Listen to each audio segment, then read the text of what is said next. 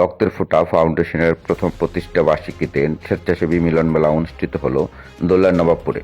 12 জানুয়ারি রবিবার সকাল 10টায় দোল্লার নবাবপুর দক্ষিণ বাজার নুরানি hotel, Chinese restaurant and community সেন্টারের মিলনায়তনে নবাবপুর মেরিনোভা হসপিটাল অ্যান্ড ডায়াগনস্টিক সেন্টারের সৌজন্যে স্বেচ্ছাসেবী সংগঠন রক্তের ফোঁটা ফাউন্ডেশনের প্রথম প্রতিষ্ঠা বার্ষিকী আয়োজন করা হয়। মানব সেবা ফাউন্ডেশনের সদস্য হাফেজ সোহেল আহমেদের সঞ্চালনায় ইয়ার আহমেদ রনির সভাপতিত্বে উক্ত অনুষ্ঠানে প্রধান অতিথি হিসেবে উপস্থিত ছিলেন আলোকিত তারুণ্য সংগঠনের প্রতিষ্ঠাতা ATS ওমর ফারুক। বিশেষ অতিথি ছিলেন চান্দিনা ব্লাড ডোনার্স ফাউন্ডেশনের সাধারণ সম্পাদক তারেক ভূঁইয়া, চট্টগ্রাম বিভাগীয় বন্ধু মহলের সমন্বয়ক মোহাম্মদ রাফি আহমেদ, মোহাম্মদ পারভেজ আহমেদ। এ সময় প্রতিষ্ঠা বার্ষিকী উপলক্ষে বিশেষ আলোচনা সভায় বক্তারা স্বেচ্ছাসেবী সংগঠনের বিভিন্ন দিক নিয়ে বক্তব্য রাখেন।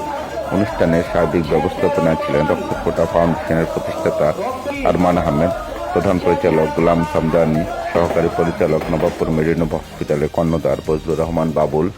2025 থেকে 2026 জানুয়ারি আগামী এক বছরের জন্য 33 সদস্য বিশিষ্ট কেন্দ্রীয় কমিটি অনুমোদন করা হয়।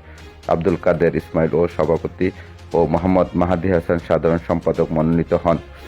অন্যান্যদের মাঝে উপস্থিত ছিলেন উপদেষ্টা ইব্রাহিম খলিল, মাওলানা আবুল কালাম, ডাক্তার আসিফ ইমতিয়াজ ইমন, পরিচালক সফিউল্লাহ শাফি, মাসুদ পারভেজ, সাকিব হোসেন, ইসরাফিল মুন্সি, জুনায়েদ আহমেদ, শাকিল আহমেদ, সাইফুল রায়হান, আরিয়ান আলামিন, ইয়াসিন ফরাদ, নূর আলম আরিয়ান, ধর্ম বিষয়ক সম্পাদক জুবাইর আহমেদ শামীম, উম্মেহানি, মোফাজ্জল, তানবীর, ওমর ফারুক, নিলয়, রাকিব, আদনান শুভ, তামিম, সিয়াম, রাজাউল, ইব্রাহিম খলিল সহ অন্যান্য সদস্যবৃন্দ।